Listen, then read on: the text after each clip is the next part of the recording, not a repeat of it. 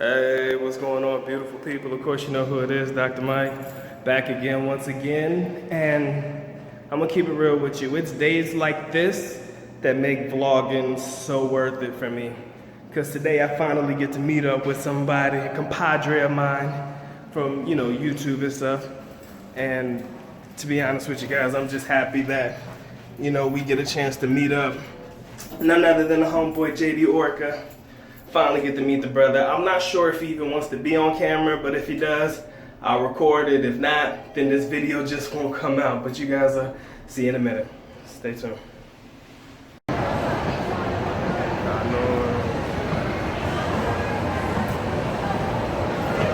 On our way to Aristocrat to see the homie. It's gonna be a good one, guys. Stay tuned. Hey, what's going on, beautiful people? Of course, you know who it is, Dr. Mike, back again. I got the mic here. And today I'm meeting with none other than my man JD Orka. Many of you guys know him through the, through the live chats and everything. But this right here is the man in the flesh, and I'm just interested to get the idea of how his travels back to the Philippines has been so far. So what's going on, brother, man? How you doing? Good. Can't complain. Every day here with Dr. Mike, man. Yes, sir. Yes, sir. And this right here is one of the more beautiful moments of what YouTube has to offer. It allows a bunch of us to get together and have good conversations on and off the camera. So, definitely we've had some talks and it's been a hell of a day. But right now, I just want to get into it. And I just want to ask him, number one, JD, how long have you been here this trip? And what can you say you've learned differently from your previous trips to the Philippines? Well, I was hoping it wouldn't be raining. Oh my goodness, it rained.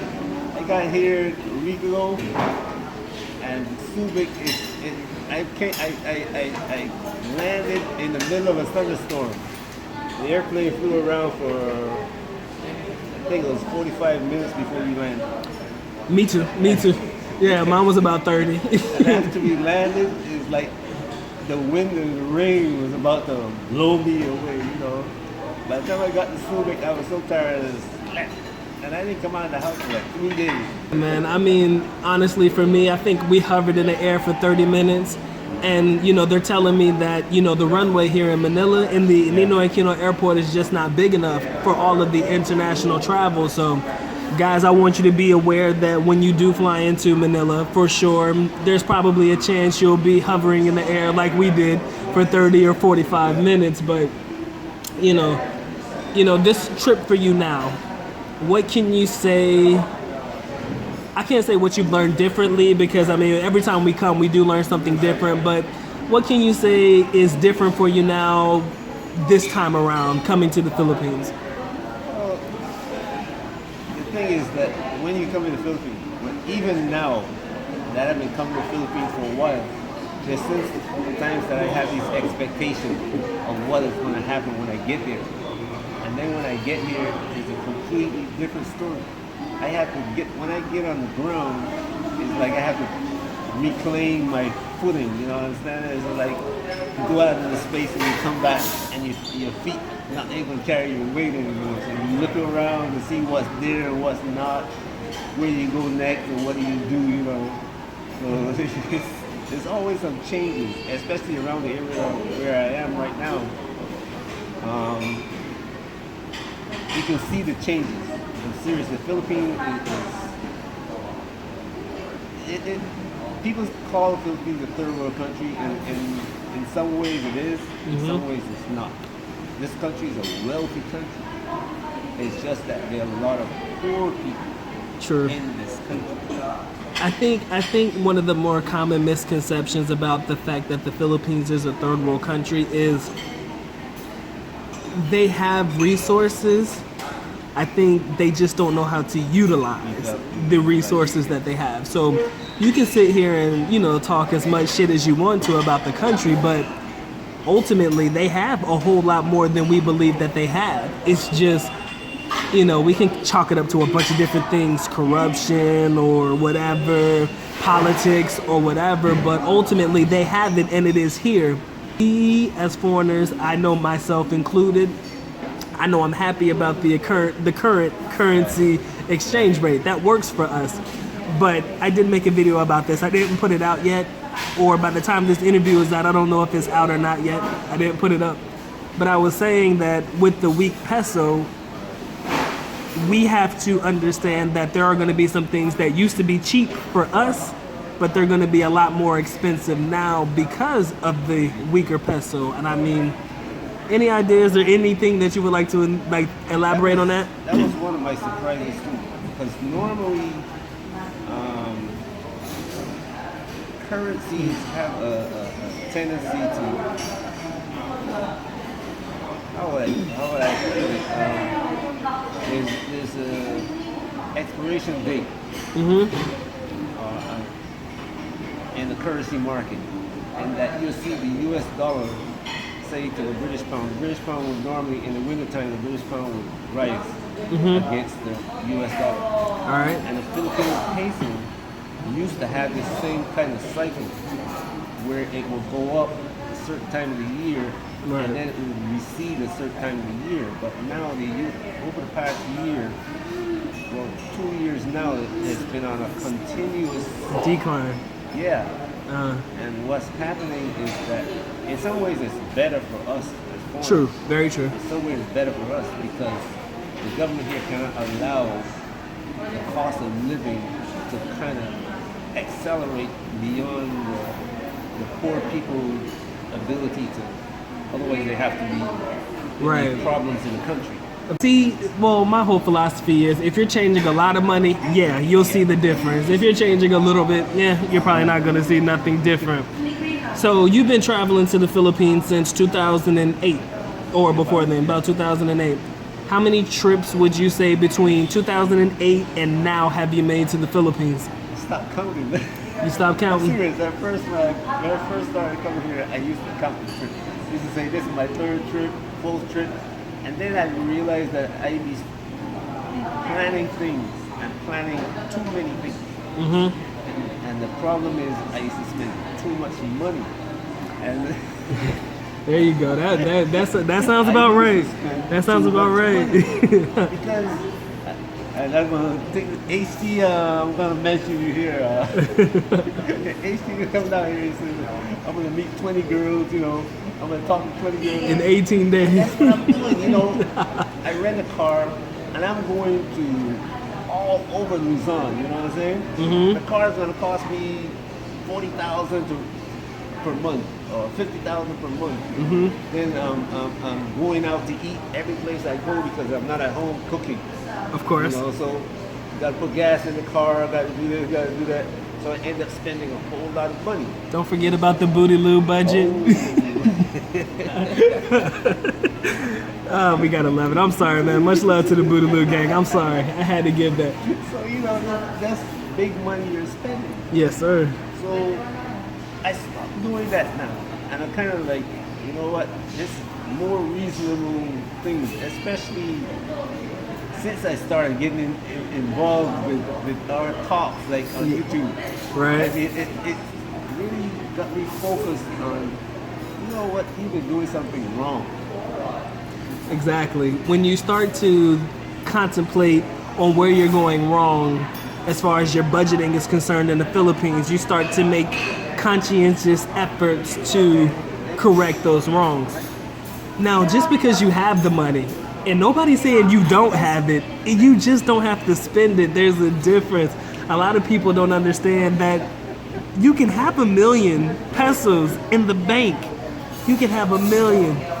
Or you can come here with 1 million pesos to spend. Yeah. But do you really have to spend that whole million? And that is the thing that I started considering after we started talking. You know, I come on the panel and we start talking. Yes, sir. And I'm seeing all these things that I'm doing and saying, man, what the hell? So I'm looking back and thinking to myself, you know, that wasn't a really good idea. You understand? And my problem was, I came here with 1,000, or I came here with 2,000, or I came here with 3,000. Right. And I said, well, I got this money to spend it. There you go. You understand? Yeah. When I go back home, it's not like I have to worry about what I have. Because you allotted that money for the vacation, right? Exactly. Right. So But like you said, just because it's there doesn't mean that you're supposed to use it. A lot of us try to advocate is the fact of budgeting and budgeting well, but budgeting with less than what you bring. That way, should you have an emergency, anything like that, or should there be a problem, you have extra money allotted for other things. That money may never get spent at all, but you know what? It's there just in case. You know, I think that's a good philosophy to use here, and I think we've all learned something. I mean, hell, even me. I mean, where you're staying at now, the Red Planet. Red Planet. Now, if you go online, I'll tell you right now, I think the Red Planet has rooms at what price? The one that I got now, Yeah. I paid 1,400 pesos. There you go. We're looking at 1,400, about 1.5. So we're looking at what, $30 a night? That's not bad at all. The hotel I used to stay at before, Mm-hmm. I get told I used to stay at the Rockland. Yeah. I was paying three grand a night. And that's easy. You can drop that 3,000 easy. pesos. That's Which is easy. like- Barely. Let me tell you something that happened to me. I got to Pasay and I went to get a cab, Mm-hmm. and the guy told me 600 pesos. There you go. I'm accustomed to paying 180 pesos to come from Pasay here to Malate. So, You know how it goes. so the guy, I said, look, let me tell you something. I give you 200 pesos, and maybe if it's traffic, I give you 100 extra for a tip. Mm-hmm. The guy said, no. I said, you know what? Let me out of your cab. I got out of his cab, and before I walked to the, the sidewalk, another cab pulled up. And the guy told me 300 pesos. See? And that's what I was planning to pay anyway. There you go. Before, I would have just got in the cab and say, you know what? Let me get out of the heat. Hang out of the hotel. This time around, I say, you know what? It's going to be different. You know, we have to learn to utilize and maximize our resources. That's the one thing that I want to preach about the whole travel to the Philippines. You got to learn to utilize and maximize your resources. Make sure, and I believe in maximizing your trip too. You go to places, you see as many things as you possibly can, but make sure you do it within a decent price range. You know, you don't have to spend an arm and a leg and a foot to enjoy yourself. But I want you to come out here and have fun. Yeah. I mean, Just, you can do a lot of things with very little if you're smart. That's the only way I like to see it. yeah. The one thing that I think though is a different, now that I think about it, this time is how I'm looking at what I do. Okay. I'm serious. Before, I did things based on it's going to make me happy, do it. Now I'm looking at, do I need to do this now? And it's based, all of this is because of the conversations that we have online. I'm gonna give you your final thoughts, man. Anything that you want to add to the topic of conversation before I cut it? By all means, the floor is yours. I'm telling you, I got here. It's a good experience. Every time I come to the Philippines, it feels good. I'm serious. It's when I'm at home. Amen to that, brother. When I'm in Florida, I'm thinking about being here. When I'm here, it's almost like my body goes into total relaxation on things. And the funny thing is that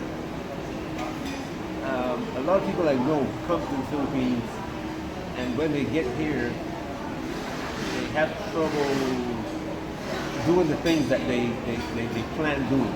You know, like, and I've had that experience before. I come here and meet a girl, and I'm saying, well, okay, I'm gonna go here, I'm gonna go there, and the girl locked me in the hotel room, and so I know what could happen, you know what I'm saying? But this time around, life has been a little bit different. You know what I'm saying? I'm looking at things in a different manner. I'm doing things in a different manner. And I think that's what we can all take from this. I mean, what you did the first time you come to the Philippines, I do admit your first time is strictly fun, strictly blow your wad, and I mean that figuratively and literally. But ultimately, I think that deep down, when you come the second time or the third time, you learn something from your first and second time that you can utilize in a better way. You know, something that you can definitely take with you and you find better ways to spend your money. All right, so I think that's what we can all learn from this one.